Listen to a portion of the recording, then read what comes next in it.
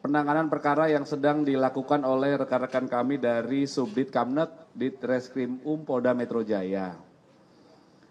Update kegiatan penyelidik yang dilakukan kemarin hari Senin tanggal 7 Juli 2025 dari 7 orang saksi yang rencana akan dilakukan klarifikasi oleh Subdit Kamnet, 6 diantaranya telah hadir memenuhi panggilan atau undangan, memenuhi undangan dari penyelidik dalam rangka klarifikasi terkait peristiwa yang dilaporkan dan yang sedang didalami. Dari ke-6 saksi yang telah diklarifikasi tersebut rata-rata mengalami proses klarifikasi selama 1,5 jam hingga 2 jam lebih sedikit. Ya. Kemudian terhadap para saksi ini dilayangkan beberapa pertanyaan berkisar dari 34 sampai 53 pertanyaan. Saksi yang hadir kemarin yang pertama adalah Saudara HMRF, kemudian Dr. HES, kemudian KTR, kemudian yang keempat Dr. RH, yang kelima RE, dan yang keenam adalah Saudara RSN. Kemudian ada satu saksi yang diundang dalam rangka klarifikasi tidak hadir, yaitu Dr. TT. Dengan alasan ketidakhadiran ada agenda yang sudah terjadwal sebelumnya dan terhadap yang bersangkutan menyatakan kesediaan untuk dilakukan klarifikasi nanti hari Jumat tanggal 11 Juli 2025 pukul 10. Ini update-nya rekan-rekan berdasarkan pertanyaan dari rekan-rekan sejak kemarin ya. Inilah update yang sedang dikerjakan oleh rekan-rekan kami dari Subdit Kamnet Ditreskrim Polda Metro Jaya ya. Bapak, dari beberapa orang saksi itu apakah ada ajudan Pak Jokowi menegaskan kembali tadi inisialnya kurang ini Pak. Apakah ada ajudan sebelumnya itu? Saksi tersebut hari sebelumnya sudah dilakukan pengambilan keterangan dalam rangka undangan klarifikasi. Sudah. Hari Kamis berarti Pak? Hari apa kemarin ya? Pekan lalu ya. Pekan lalu itu benar. Kemarin sudah kami jelaskan juga. Ya. Mungkin nggak hadir kemarin waktu itu ya. Ya. Apa aja yang digali terhadap Jadi terhadap saksi-saksi yang diambil keterangannya dalam tahap penyelidikan kali ini, dalam proses pendalaman, dilakukan klarifikasi, adalah terkait dengan peristiwa-peristiwa yang sedang didalami. Ya, dari mulai dugaan pencemaran nama baik hingga dugaan penghasutan. Ya, sebagaimana ada beberapa dasar laporan polisi. Sekali lagi, penyelidik masih bekerja mengumpulkan fakta-fakta.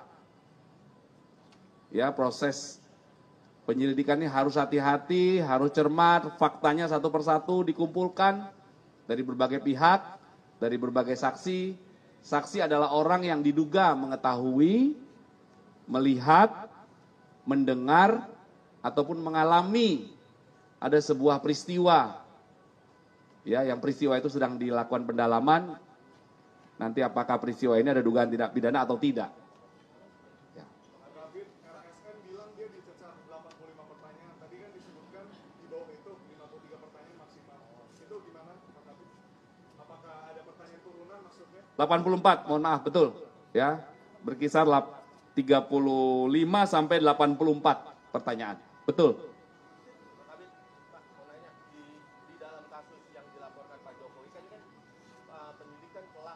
Penyelidik ya, statusnya masih penyelidikan. Telah menarik beberapa laporan yang ada di Polres gitu ya Pak ya.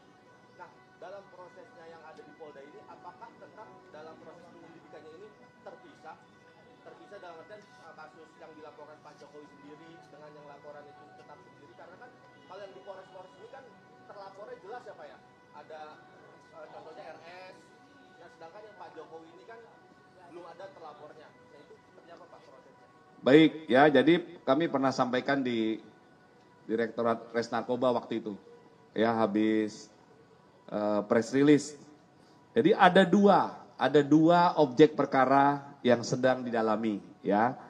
Yang pertama, objek perkaranya adalah dugaan tindak pidana fitnah yang diketahui dari akun media sosial dengan tuduhan pelapor, ya, pelapornya saudara Insinyur HJW, ya, dengan tuduhan pelapor memiliki ijazah S1 palsu, skripsi palsu, berikut lembar pengesahannya. Ini objek perkara peristiwa pertama yang didalami, yang ada pelapornya, namun terlapornya masih dalam penyelidikan. Kemudian ada objek perkara pidana kedua, ya, dugaan tindak pidana penghasutan itu. Ada beberapa LP yang ditarik, itu yang pernah kami sampaikan. Jadi dua objek perkara inilah yang dikumpulkan fakta-faktanya dalam tahap penyelidikan.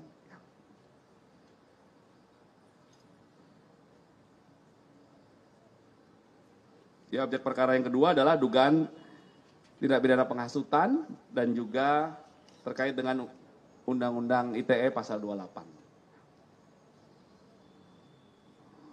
Jadi ada dua peristiwa besar yang didalami. Ya, jadi rekan-rekan harus juga memahami ada dua peristiwa itu.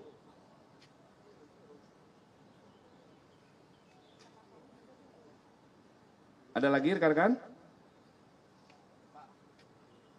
Ya.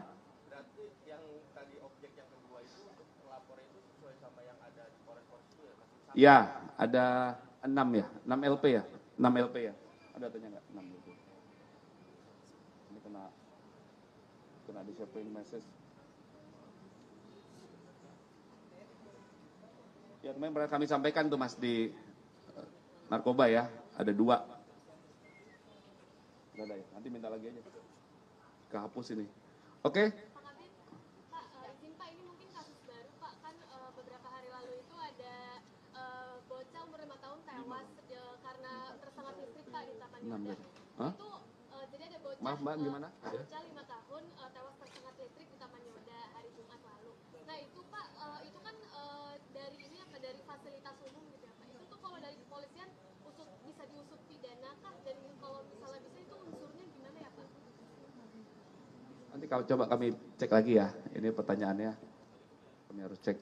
Yang jelas dalam sebuah peristiwa yang dilaporkan oleh masyarakat atau yang ditemukan oleh petugas kepolisian, itu dilakukan langkah-langkah dari mulai penerimaan laporan, ataupun laporan itu didapatkan dari informasi melalui 110, dari media sosial, berdasarkan hasil patroli siber, itu langsung dilakukan pendalaman. Ya, pendalaman. Dimulai dari mendatangi TKP, melakukan olah TKP, pertolongan terhadap korban.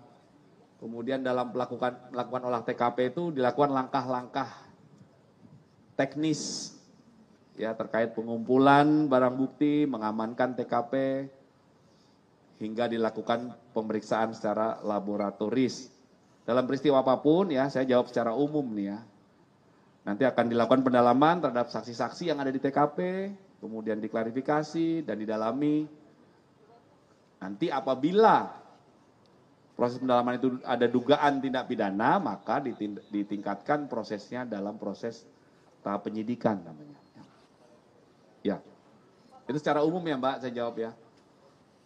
Saat ini marak terjadi pencurian plat besi Pak, baik di JPO atau halte busway itu, apakah Polri, Polda Metro sendiri akan melakukan patroli rutin atau kemudian pengenaan pasal terhadap pelaku, apakah cukup dengan tindak pidana ringan atau tindak pidana lainnya Pak? Ya. Terkait dengan gangguan Kamtipmas yang terjadi, Polda Metro Jaya 1 kali 24 jam melakukan kegiatan atau upaya kepolisian. Ya, masyarakat tidak perlu khawatir. Kami ada 24 jam di lapangan. Di sisi lain, apabila ada blank spot ataupun ada gap karena patroli ini mobile ya. Mobile bisa jadi setelah dia bergerak patroli dari RW 1 ke RW 2, maka di belakang itu tidak ada polisi berseragam di sana. Ini masyarakat bisa langsung menghubungi 110 ya. Terkait peristiwa itu, upaya-upaya patroli terus dilakukan. Beberapa kasus kemarin sudah diungkap ya. Diungkap.